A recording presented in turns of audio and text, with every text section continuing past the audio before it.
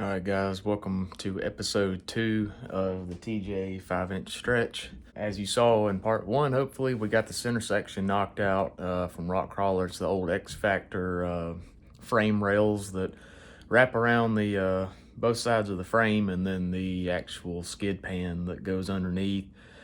And the frame rail sections have the link mounts integrated, so it makes it nice and easy. Not much measuring on my part as far as where to put link mounts on the frame. That's all in and buttoned up. Hopefully we don't have to touch it again. If we do, I have a feeling it'll be to move some exhaust around to clear something once we get to the back. But anyway, on to the front. And I just want to do a brief kind of overview of what we'll be doing up here. So I'll spin the camera around and show you where we're at and kind of the end goal here. So as you can see, we've pulled the anti-rock off or just disconnected it from the axle end. We've got the coil springs out. Planning to retain those coil springs. I'm happy with the overall height of the Jeep, and those coil springs from Curry ride really good. So we're going to keep those. Hopefully the ones we've got in the back will work once we move them backwards. If the back sits a little high due to having to move them down on the frame, we may go down like a half size in the rear. But as far as the front, we're keeping those. Really happy with them. So basically what we've got up here, you can see our existing short arms. First off, get the obvious out of the way. All these short arms have to come off. These lower brackets have to get cut off the frame. So basically I will put a cutoff wheel as close as I can to that weld without getting into the frame, probably slightly below it. Try to cut that weld off. Same thing kind of on the back side here, and then the booger is going to be the inside section. But we'll see what we can do there to make that as clean as possible. Lowers have to come off. Those mounts have to get cut off the frame. The upper mount can stay, both sides. And we are going to a 3-link, which means we will only have one upper link, and it's going to be the driver's side. You probably can't see it in the video. Way back in there, integrated into our new Rock Krawler section, is the frame side mount for our upper 3-link bar. And so the first thing I think I'm going to do here is take the track bar off to get some room to work. And then we have to take the upper driver's side short arm link off. Sorry. And then there's a bushing in here, a Rock Jock bushing with a Johnny joint that I really hate to have to lose. See if I can zoom in some here for you.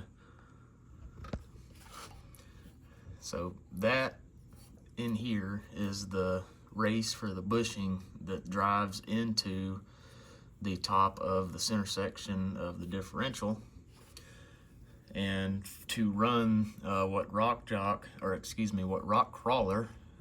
sent to us, we have to pound this bushing out and replace it with a crawler joint, which we have from them. It came with the upper link.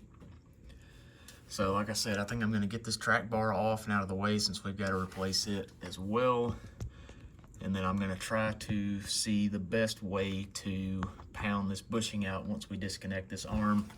I've got the axle on jack stands and the Jeep on jack stands, so we should be able to disconnect a lot of this stuff fairly easily because I've got it set right at ride height, which is like how I like to work on things like this up in the air when it's at ride height. So I think order of operations, get the track bar off, and then I'm going to disconnect this link here. Try to work on this first. Maybe I've got a socket the right size to where I can pound that out, and hopefully it doesn't end up being a complete pain, but it very well could be. This axle is only about a year old, so hopefully nothing is seized in here. I'm sure it's just a really snug fit, so it's going to take a little bit of muscle to get that out. So once that's out, we'll put the crawler joint in. I'll probably go ahead and connect my upper link. Go ahead and get that all in place so that we don't lose our caster or anything that we have set here. Then once the upper link is in, I'll probably go ahead and start on the lower links. Take one side off at a time, cut this off, connect my new lower link on this side, and then go do the same thing on the other side. And then the final thing we'll do is come back and weld our track bar in. At least the bracket, the track bar itself does not weld in, but this bracket from Clayton, you can see kind of the premise here now that we've got some room to work. This goes up, slides around the frame, grabs it real nice. And then this little bolt here on the bracket slides through the existing track bar bracket. So it ends up sitting something about like that. And before we weld anything, I'll test our clearances, because buddies of mine have said that theirs has hit the diff cover. Others say it clears fine. I'm not sure if axle type matters. Like if a 1-ton axle, I'm sure it would be more likely to hit than a Dana 44, or if the diff cover shape matters or what. But we'll test our clearances there, make sure everything is good. If it is, we'll weld it up. If it's not, we'll have to look into a different track bar bracket for this side, because I definitely want to go double shear. But that's pretty much the plan up here. Once that's in, it drops this down just ever so slightly, maybe less than an inch or right at an inch. I'm hoping we don't have to do a drop pitman arm. We'll have to just look at the geometry once it's back under its own weight, and kind of see what we're looking like there as far as angles. Got a lot of work in front of us, even just on the front, and it really has nothing to do with the rear stretch other than we're going long arms, and this is just part of going long arms. The fourth link, the passenger side upper over there just goes away. We're not doing anything with that. Some people cut the link mount off the axle side, as long as it clears and is not interfering with anything, which it should not. Since it's such a nice beefy painted up bracket from Fusion, I'm just gonna leave it on. It's really not hurting anything. So that's pretty much it. Like I said, let me get this track bar off, and once I have that link disconnected on the upper side, we will pick back up with kind of my approach to changing that joint out in the axle end of the upper link, and go from there. All right, guys, moral of the story with this is the right tool gets it every time. So this is the Johnny joint out of the top of the front differential. I'm not sure if you can see, empty hole right here.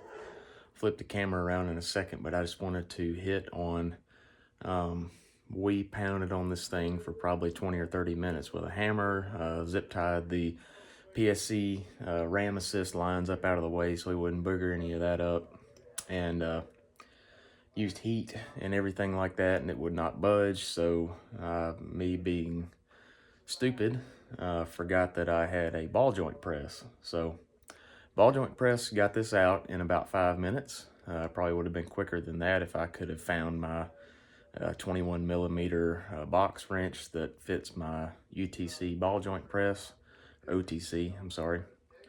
But I'll spin the camera around and show kind of where we're at. So as you can see, this is where the Johnny joint was that came on our front Fusion. If you don't know what axles we've got, we are on Fusion Dana 44s. They're pretty much a beefed up TJ width 44 1/2-inch wall axle tubes, 3-inch diameter, JK size internals, all that good stuff, Eaton E-lockers. And they came with Johnny joints, which is a good thing, in both front upper control arm mounts on the axle. Well, as you know, we're ditching the passenger side, but we are keeping this and using it for our 3-link, plenty beefy. I think even the stock TJ housing here is acceptable for installing these 3 links, but we've got to put a crawler joint in that. And the reason being, this, when set up, it's got a bolt going through it, ignore that. Just the joint itself, when it's set up inside of that, is a good bit wider so it fits the beefier upper link. Not sure the exact dimensions on this, but if you set it side by side, try to line this side up, you can see that that's a good bit wider. If this had been the correct dimension, and Curry may make one, we probably just would have kept it, because I love Johnny joints. Definitely keep this as somewhat of a spare, I guess. I don't know if it's even reusable for anything, but I hate to throw it out. We're gonna see how the crawler joint does. These are tried and true. A ton of people run them. I do hate ditching that, but it was just part of the job. So got that pressed out, like I said, with my ball joint press. Pretty much put a receiver cup on this side, because this joint gets pushed in like that. So I put a receiver on this side and then pressed on the other side with a socket, because I did not have a cup the right size to press on this end. But it came out pretty easily. And like I said, this axle is only about a year old, so I'm sure that helped. Wasn't very seized in, but that's where we are at.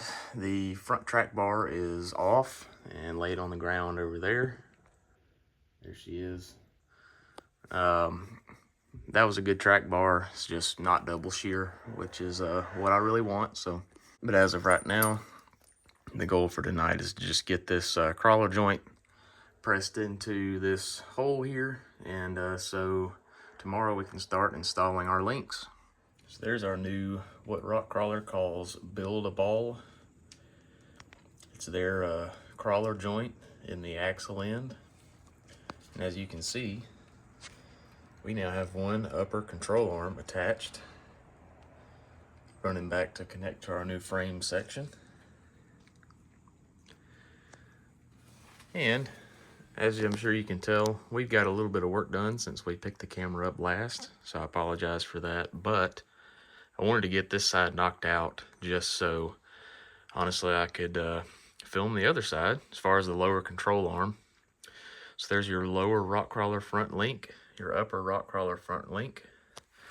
And now I'll crawl underneath to talk about some of the issues that we had. So here we are looking back towards the rear of the Jeep. There's the drive shaft. Here is your two connection points for your crawler links, upper, lower.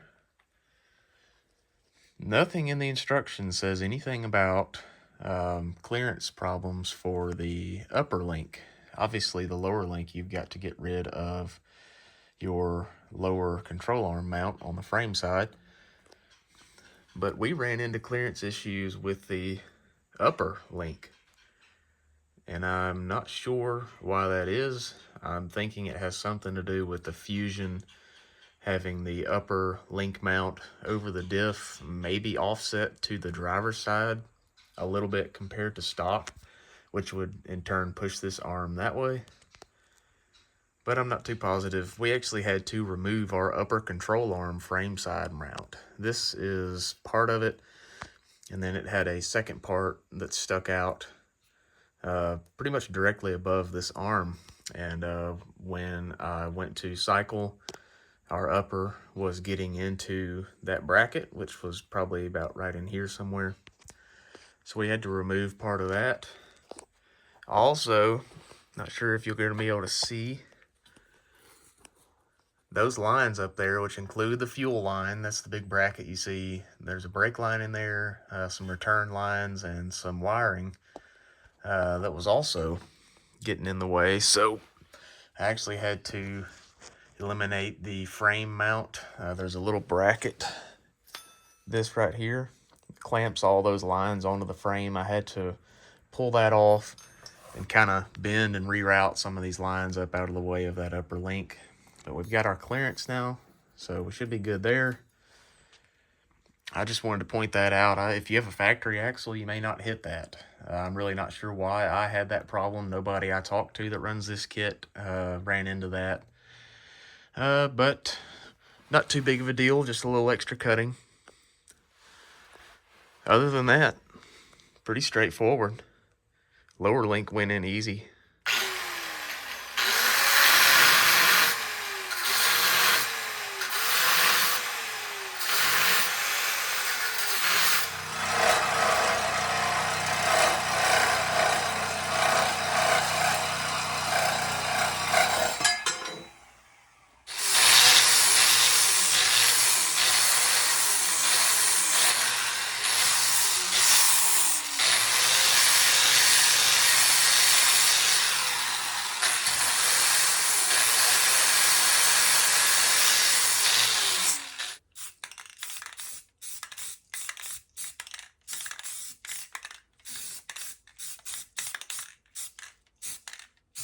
On this side, I will say though, the exhaust is kind of in your way. You could pull it all the way out, but we just used a Sawzall, as you saw, to get the back of this bracket.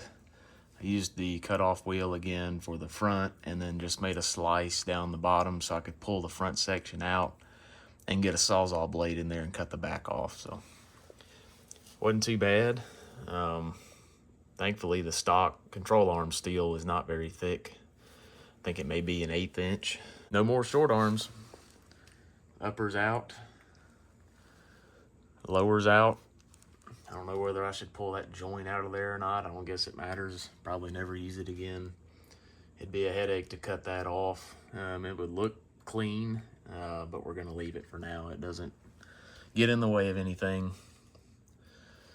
So let me get this third arm on up here and then onto the track bar. So I'm putting the front lower passenger side arm on. Just wanted to show you a little trick I've had to do for both sides. Had to do this when I swapped in the Curry arms as well on the stock Dana 30. But when you tighten your lower control arms, it naturally pulls this bracket together. And it's supposed to do that to clamp down on that joint, but a lot of times that means you can't get your old arm out or the new arm in because this is too narrow. So I got a piece of 1/2 inch all thread and a couple nuts from the hardware store. Saw this on a forum somewhere and it works well. You just get a 3/4 box wrench on both of these, crank them opposite directions at the same time, and it spreads this bracket out enough for you to get an arm in there. And then when you torque it in, it pulls it back together. So just a nifty little trick I saw on a forum. If you ever have issues installing arms, the stock brackets aren't as big of a deal. You can almost bend them by hand, they're so thin. But these 1/4 inch brackets on the Fusion, it takes something like this to spread them apart. All right, so on to the Clayton track bar.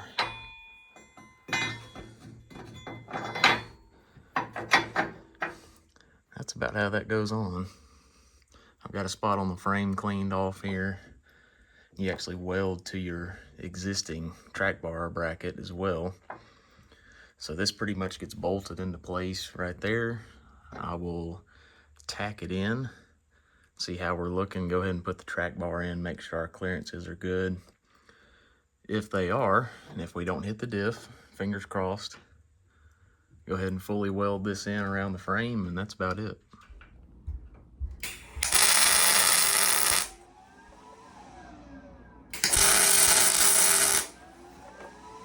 All right, so we just tested clearances. The bracket clears. No issues there. I may have to add, I went down in bump stop. These are almost stock. They may be like 1 to 1.5 inches bigger than the stock little bump stop here. May have to add a tad or end up trying a different actual track bar itself because it likes to get into the diff. But my old one did that, so I'm used to that. I've got marks on the diff from it. A lot of people say the rough country, as weird as that sounds, actually clears, but the bracket itself is great, ready to be welded in.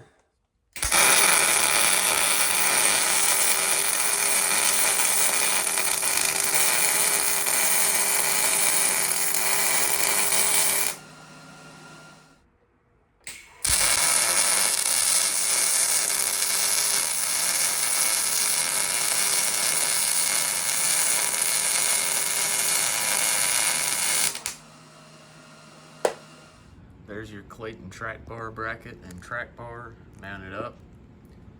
Everything welded, bolted in place. See big old Johnny joint in there. Looks pretty sharp. As far as geometry, doesn't look too bad.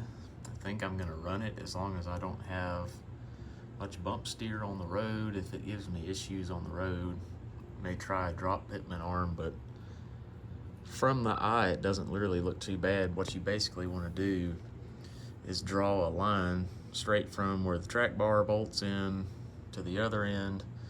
Do the same with the drag link. And if those lines are parallel, that's optimum. That's what you want. Just from the look of it, it's still close. Track bar may have a slighter, less angle to it, but I'm not sure it's going to be enough to where it causes us issues. Like I said, if it does, throw a drop pitman arm on. It should take care of it. Already seeing the benefits of the 3-link long arm. Look at this. It's a 4-inch Curry progressive coil that took spring compressors to get out when I had the stock short arms in. Never seen my brake lines this stretched out either. Ton of droop. So that is pretty much it for the front 3-link Rock Krawler long arm system. I'm not gonna do some sort of glorious giveaway as far as like a reveal or anything fancy like that for this. I want to save all that for after we complete the entire project, rear stretch and everything included. But just overall, there's kind of what we're looking like. This stuff is beefy, man. I'm telling you.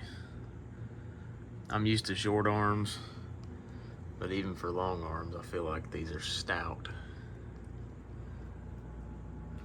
Got my locker wire kind of reattached, reran my differential vent a little bit, did some other things while I was in here with it all torn apart.